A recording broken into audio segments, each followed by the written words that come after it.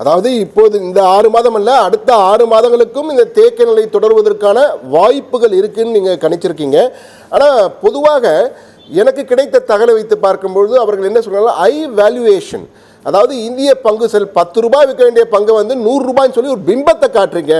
அதாவது பெரிய வளர்ச்சி அடைஞ்சிடுச்சு, நிறைய ரூபாய் இருக்குது, வேல்யூவேஷனை அதிகம் காட்டுறாங்க அப்படின்ற மாதிரி ஒரு பொதுவான ஒரு புகார் இருக்குது. இதனால தான் வெளிநாட்டு முதலீட்டாளர்கள், அந்த ஃபாரின் போர்ட்ஃபோலியோ இன்வெஸ்டர்ஸ்லாம் வந்து வேல்யூவேஷன் அதிகம்னு சொல்லிட்டு சைனா மார்க்கெட் போகிறாங்க, யூரோப்பியன் மார்க்கெட் போகிறாங்க, அந்த பங்கு சந்தைகளில் முதலீடு செய்கிறாங்க. இங்கேருந்து பணத்தை எடுக்கிறாங்க. கிட்டத்தட்ட இப்போ 2 லட்சம் கோடிக்கு மேலே எடுத்திருக்காங்களாம் கடந்த ஒரு வாரத்துன்னு சொல்லி தகவல்கள் வருது. இந்த தரவுகளை வைத்து பார்க்கும்பொழுது ஒரு பொய்யான பிம்பத்தை பங்குச்சந்தை, இந்திய பங்குச்சந்தையில் கட்டமைக்கிறதோ என்ற ஒரு ஐயம் வருகிறது. அது நமது நேயர்களுக்கு சற்று தெளிவாக நீங்கள் புரியுற மாதிரி சொல்லலாமா சார்? கண்டிப்பா. பொதுவாகவே வந்து வேல்யூவேஷன் மதிப்பீடு அப்படின்னு நம்ம சொல்றோம். ஒரு பொருளோட மதிப்பு அப்படின்றது வந்து சாதாரணமா நம்ம என்ன சொல்லுவோம், ஃபிக்ஸ்டு ரேட் தான் சொல்லுவோம்.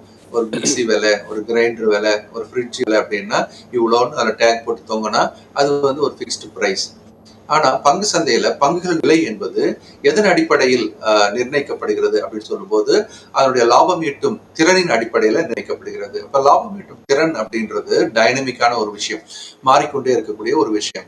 இப்போ ஒரு பங்கின் விலையானது அதனுடைய லாபத்தின் அடிப்படையில் வந்து சந்தையில் வந்து வெளிப்படுகிறது நம்ம எடுத்துக்கிட்டோம் அப்படின்னு சொன்னா, ஒரு எக்ஸாம்பிளுக்காக சொல்றேனே, ஒரு நிறுவனம் 10 கோடி ரூபாய் லாபம் சம்பாதிக்குது, அந்த பங்கின் விலை இப்ப 100 ரூபாயா இருக்குன்னு வச்சுக்கோங்களேன். அடுத்த காலாண்டில் அதனுடைய லாபம் கூடும் அப்படின்னு எதிர்பார்க்கப்படும் போது இப்பவே என்ன செய்யணும், அந்த 100 ரூபாய் பங்கு 110 ரூபாயாகவும் 115 ரூபாயாகவும் 120 ரூபாய் ஏற ஆரம்பிச்சிடும். இப்போ அடுத்த காலாண்டில் வரக்கூடிய லாபத்தை எதிர்நோக்கி பங்கு சந்தையில் இந்த பங்கின் விலை இப்போதே நகர ஆரம்பிச்சிடும். அப்போ அடுத்த காலாண்டுக்கு வரக்கூடிய லாபத்துக்கு 100 ரூபாயில விலையில் இருக்கக்கூடிய பங்கு 110, 115, 120 போகும்போது அப்ப அதை எப்படி பாக்குறாங்கன்னா ஃபார்வர்டு ஏர்னிங் அப்படின்னு சொல்லுவாங்க. நமக்கு அடுத்து வரக்கூடிய லாபத்தை நம்பி இந்த விலை ஏற்றம் நிகழ்கிறது அப்படின்னு எடுத்துக்கலாம். அப்போ இது வேல்யூவேஷன் காஸ்ட்லியா? இல்ல, அடுத்த வருஷத்தோட அடுத்த காலோட லாபத்தை கணக்கில் எடுத்துக்கிட்டு பார்த்தா இது நியாயமான விலை தான் அப்படின்னு எடுத்துக்கொள்ளப்படுகிறது. ஒருவேளை அடுத்த காலாண்டு நிஜமாவே அந்த அளவுக்கு லாபம் கூடுது, அது இன்னொரு 10 கோடி லாபம் கூடுதுன்னா இந்த விலை ஏற்றம் 110, 115, 120 அது வந்து என்ன பண்ணப்படுது, நியாயப்படுத்தப்படுகிறது. அப்ப என்ன யோசிப்போம், இன்னும் அடுத்த காலாண்டுல இன்னொரு 10 கோடி கூடனா இது 130 ரூபாய்க்கோ 140 ரூபாய்க்கோ ஒர்த்தோ அப்படின்னு இந்த சந்தையானது இப்படிதான் நடந்து கொண்டே இருக்கும். அவசர கொடுக்க அப்படின்னு கூட நம்ம சொல்லலாம். அவசர கொடுக்க நம்ம சொல்றது வந்து ஸ்மார்ட்டான பீப்புள் முன்னாடியே உள்ள வராங்கன்றது இன்னொரு கோணத்துல நம்ம சொல்ல வேண்டியிருக்கு, ஒரு ஜென்டிலான வேர்டா சொல்றதா இருந்தா. சோ இப்போ அடுத்த காலாண்டுக்கு நல்ல லாபம் வரும்னு எதிர்பார்த்து விலை ஏற்றப்பட்டதுன்னு வார்த்தையை நான் சொல்லும் போது பொதுவாகவே வந்து சந்தையில விலை மாறுகிறது, விலை ஏறுகிறதுன்னு சொன்னா சரியா இருக்கும். ஏன்னா விலை ஏற்றப்படுதுன்னா யாரும் உள்ள போந்து ஏத்துறாங்க அப்படின்னு ஒரு கோணத்துல தோணும். ஆனா உண்மையும் ஓரளவுக்கு அதுதான். ஏன்னா சந்தையை கையாள்வது அப்படின்னு பார்க்கும்போது நிதி நிறுவனங்கள் தான். அதனால அவங்க வந்து அடுத்த காலாண்டில் நல்ல லாபம் வரும்னு எதிர்பார்த்து அதை வாங்கினாங்க, அதிகளை ஏத்துனாங்க அப்படின்னு கூட நம்ம சொல்லலாம். ஆனா அப்போ அடுத்த காலாண்டு மோசமா இருக்கும் அப்படின்னு உடனே அவங்களுக்கு அந்த சுரத்து குறைய ஆரம்பிச்சிச்சு. இன்னும் அடுத்த காலாண்டும் இன்னும் மோசமா தான் இருக்கும் அப்படின்னும் போது இது வரைக்கும் அடுத்த காலாண்டில் லாபம் வந்தா நியாயம் என்று தெரிந்த விலையானது இப்ப என்ன ஆயிடுச்சு, அந்த விலையானது விற்க ஆரம்பிச்சுட்டாங்க, குறைய ஆரம்பிச்சு. சிம்பிளா சொல்லணும்னா இப்போ ஒரு இடத்துல ஒரு பிளாட்டோட விலை பக்கத்துல ஹைவேஸ் வரப்போகுதுன்னா ஏறிடும், இல்ல ஹைவேஸ் இப்போ வரது டிலே ஆகுனா இறங்கிடும் அப்படின்ற மாதிரி கூட இதை சும்மா புரியறதுக்காக சொல்றோம். புரியுது எனக்கு.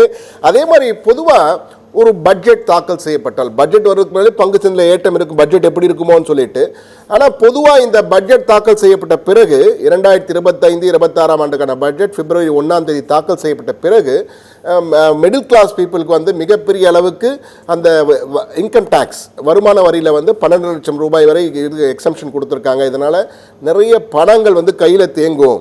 இதனால் நுகர்வோர் செலவு வந்து அதிகமாகும், நுகர்வோர் வந்து அதிகமாக செலவு பண்ணுவாங்க, நிறைய பொருட்களை வாங்குவாங்க, பணப்புழக்கம் அதிகரிக்கும், ஒரு மிடில் கிளாஸ் பீப்புளுக்கே சாட்டிஸ்ஃபை பண்ணிட்டோம், ஒரு மிகப்பெரிய வளர்ச்சி வருகிறது என்பது போல கூறப்பட்டது. அதனுடைய தாக்கம் இதில் எதிரொலித்தால் நிச்சயமாக பங்கு சந்தையில் இந்த ஏற்றம் எதிரொலிக்கும்னு நினைக்கிறேன். ஆனால் அது எதிரொலிச்சிருக்கான்றது சந்தேகமாக இருக்கு. ஏன்னா இந்த சரிவுகளை பார்க்கும் பொழுது, ஏன்னால் நானும் அந்த வருமான வரி கட்டுற போது பார்க்கும் பொழுது சந்தோஷமாக இருந்தது, 12 லட்சம் வரை நமக்கு எக்ஸம்ஷன் கொடுத்துருக்காங்க அப்படின்னு. ஆனால் வந்து அதனுடைய எதிரொலி பங்கு சந்தையில் எதிரொலிக்கலை, அந்த பிம்பம் வரல, பிரதிபலிப்பே இல்லை, அங்கே குறையுது. இங்கே என்ன ரீசன் சார்? இது ஒரு நல்ல கேள்வி. பொதுவா பட்ஜெட்ல அப்படின்னு சொல்லும் போது நீங்க சொன்ன அந்த ஒரு பாயிண்ட் மட்டும் எடுத்துக்கலாம். வர பட்ஜெட்ன்றது ஓரளவுக்கு நான் ஈவெண்டா மாறிக்கிட்டே வருது. ஏன் அப்படின்னு சொல்லும் போது ஜிஎஸ்டி கவுன்சில் வந்த பிறகு அந்த வரிகளுடைய ஏற்ற இறக்கங்களுக்கு பட்ஜெட்ல வேலை இல்லாத போயிடுச்சு. பொதுவான வரி விதிப்பு ஒன்லி இன்கம் டேக்ஸ் நேரடி வரிகளுக்கு மட்டுமே அங்க வேலை இருக்கிறதா பார்க்கப்படுகிறது. அதனால போக போக பாத்தீங்க அப்படின்னா அந்த பட்ஜெட்னால ஒரு பெரிய தாக்கங்கள் சந்தையில் வருமானது கொஞ்சம் குறைவுதான். பெரும்பாலும் வெளிநாடுகள் அப்படிதான். பட்ஜெட் வந்து இட்ஸ் அ நான் ஈவெண்ட். ஏன்னா ஏற்கனவே இருக்கிற பாலிசி தான் அவங்க ஃபாலோ பண்ணுவாங்க. Policy changes over night change பண்ண மாட்டாங்க. ஸோ அந்த வகையில இப்போ வந்து இன்கம் டேக்ஸ்ல கொண்டு வந்திருக்கிற ஒரு சலுகை, இந்த சலுகை அப்படின்னு சொல்லும்போது இதை நீங்க இன்னும் விரிவாக கூட பாத்தீங்க அப்படின்னா உங்களுக்கு ஸ்லாப் சிஸ்டம் உண்டு தான். எல்லா ஸ்லாப்லயும் 4 லட்சம் வரைக்கும் இல்லை, 8 லட்சத்துல உண்டு, 12ல உண்டு அப்படின்னு சொல்லும்போது அந்த வரி விகிதங்கள் உண்டு. என்ன ஒண்ணு அவங்க எக்ஸ்ட்ராவா கொடுக்கக்கூடிய அந்த ரிபேட்டின் அடிப்படையில் எடுத்து பார்க்கும்போது உங்களுக்கு எக்ஸம்ஷன் வரதா இருக்குது. ஒருவேளை இந்த ரிபோர்ட்டை வரக்கூடிய காலத்துல ரிபேட்டை குறைக்க ஆரம்பிச்சுட்டாலோ இல்லை எடுத்துட்டாங்களோ நீங்க நேரடியா வரி விதிப்பு தான் உட்படுவீங்க 12 லட்சத்துக்கு கூட.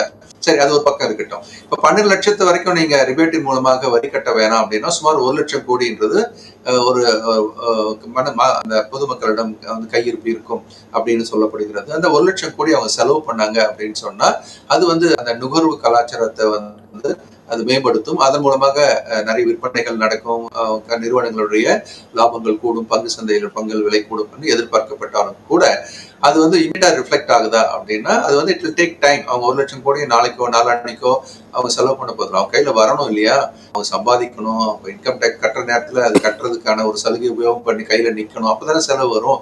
அதனால ஸ்லோவா தான் அது நடக்கும். அப்படி நடக்கிறதா இருந்தாலும் கூட அது கூட வந்து ஒட்டுமொத்த இந்தியாவுடைய பொருளாதாரத்தை ஊக்குவிக்குமானா அப்படி கிடையாது. ஏன் அப்படின்னு சொன்னா இந்த சலுகைகள் அந்த இன்கம் டேக்ஸ் பாக்கெட்டுக்குள்ள வரவங்களுக்கு தான் கிடைக்கும் இல்லையா.